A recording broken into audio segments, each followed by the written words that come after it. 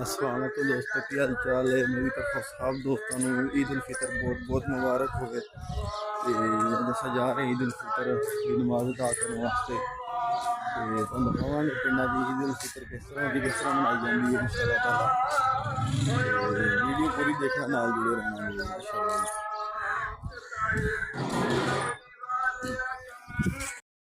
मौसम भी अज बहुत प्यारा माशाअल्लाह, देखो जी।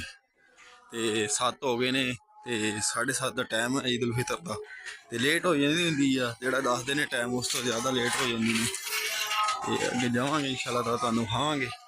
मेरे देखने वाले दोस्तों जेड़े जेड़े मेरे नाल जुड़े ने, टाया सबसक्राइबर अजाए नहीं है, उन्होंने सारे बहुत बहुत ईद उल फितर मुबारक हो। अल्लाह पाक उन्होंने बहुत सारी खुशियां देवे।